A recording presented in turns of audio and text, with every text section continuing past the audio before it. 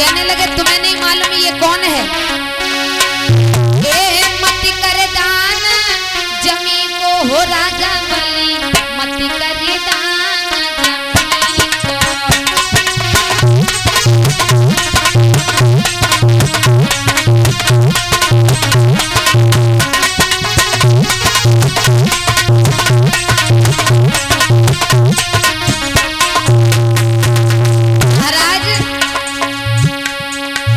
राजा बलि के गुरु समझाने लगे, बेटा तुम्हारी बुद्धि तो नहीं भंग हो गई है?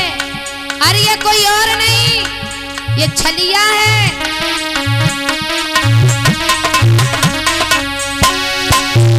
हाँ मत करे दान जमी को हो राजा बलि, मत करे दान जमी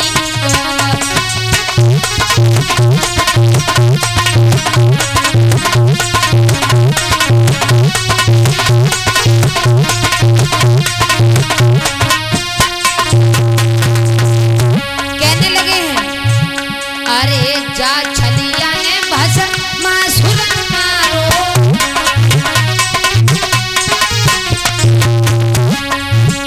हाँ जा छलिया ने भस्मासुर मारो।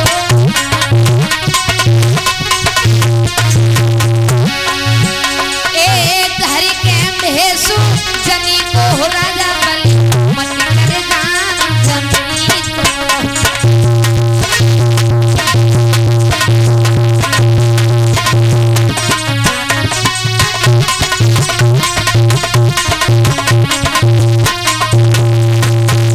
और दादा इतना याद रखना, अगर कभी किसी को वरदान दो या कुछ भी दो तो सोच समझ के देना।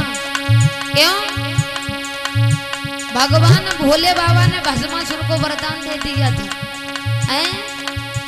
और उसने लौटकर गद्दा भगवान भोले बाबा भी कस दिया। अगर भगवान कन्हैया उस समय नहीं आते तो महाराज हम तुम नहीं होते इस दुनिया में, वो खत्म कर देता।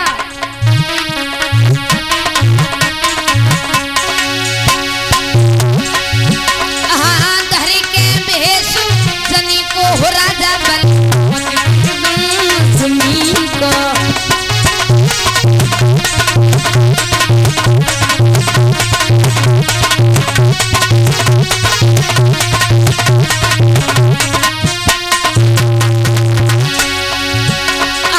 मत कर दान जमी को हो राजा बलि, मत कर दान जमी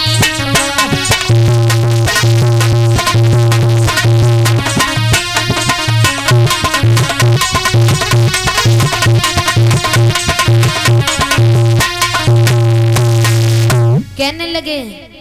और महाराज वो तिरवाचा भर चुके थे और महाराज जब बोले हैं कहने लगे, गुरुदेव हम अब पीछे नहीं हट सकते। क्यों? हम तुम्हारी सौगंध खा चुके हैं, तिरवाचा भर चुके हैं। तो कहने लगे राजा बलि हम भी देखते तुम कैसे संकल्प करते हो। महाराज पहले लोटा कैसे चलते थे? टोंटी वाले, कमंडल पहले टोंटी वाले चलते थे। महाराज राजा बलि ने जल हाथ में लेना चाहा तो शुक्राचार्य महाराज उस टोंटी में बैठ गए। भगवान कन्हैया कहने लगे, वाह। वो कहते हैं कि घी जब सीधे हाथों से नहीं निकलता तो टेढ़ी करना पड़ता। एक घास का तुनका लिया है और महाराज उस टोंटी में डाला है तो एक बाजार बंद कर दिया उनका, निकल के बाहर आ गए। राजा बलि ने तिरवाचा भराए, कहने लगे प्रभु आप जो मांगोगे हम वही देंगे। कहने लगे हमें ज्यादा कुछ नहीं चाहिए, 3.5 कदम पृथ्वी चाहिए। कहने लगे इतना छोटा दान क्यों मांगा? कहने लगे महाराज इसे पूरा कर दो, हमें कुछ नहीं चाहिए। महाराज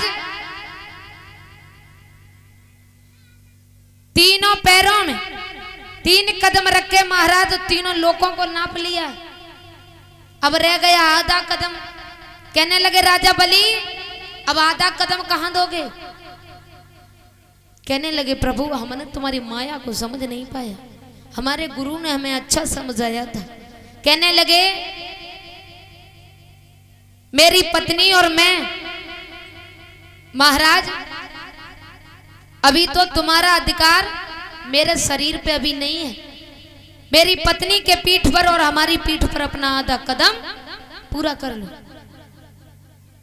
महाराज बामन भगवान कहने लगे बारे धन्य है राजा, हमें तो ये मालूम था तू मना कर देगा। कहने लगे हम प्रसन्न हैं, कुछ मांग लो।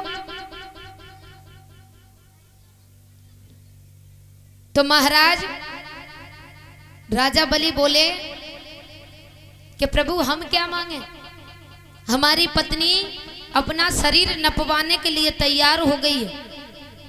यदि देना चाहते हो तो हमारी पत्नी तुमसे कुछ मांग सकती है। कहने लगे ठीक है। महाराज राजा बलि की पत्नी बोली है कि प्रभु हमें ज्यादा कुछ नहीं चाहिए। क्या चाहिए? कि हमारे पति जिधर नजर घुमाए तुम उधर ही नजर आना चाहिए। महाराज भगवान फंस गए आज। अब तुम जानो एक सेकंड में नजर पता नहीं कहां कहां जाती है। और महाराज राजा बलि के 12 द्वारे हैं महाराज, उधर वो सब तरफ नजर घुमा रहा है। भगवान को आज चकई बना दिया।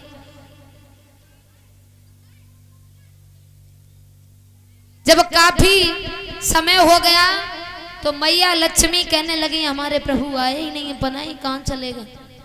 देवर्षि नारद बोले जहां बैठी हो और परीक्षा लिख पाओ न पे, आज तो खुद ही फंसी गए। तो कहने लगी कहां गए हैं? राजा बलि के द्वारे गए और चक्कर काट रहे उसके द्वारे। कहने लगे क्या करें? तो बोले हैं कि मैया हमारे एक पास उपाय है। क्या? तुम एक धागा को हाथ में ले जाओ और राजा बलि के द्वारे जाना, आवाज लगा देना, कह देना भैया तेरी बहन तेरे द्वारे पर खड़ी है। महाराज मैया लक्ष्मी ने वही किया है, दरवाजे पर पहुंची है, आवाज लगाई तो राजा बलि सोचने लगा कि हमारी तो कोई बहन ही नहीं थी, ये बहन कहां से आ गई है। और कहने लगे जब तुमने भैया कहा है तो तुम मेरी बहन हो। और कहने लगी कैसी आई हो? कि भैया हम तुम्हारे राखी बांधने आए। कहने लगे ठीक है महाराज। जब सीधी कलाई दी है, जब बांधी है राखी, तो कहने लगे बहन इस राखी की बंधाई तुझे क्या चाहिए?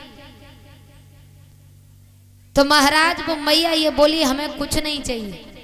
कहने लगे मांग लो, जो तुम मांगोगी हम वही देंगे।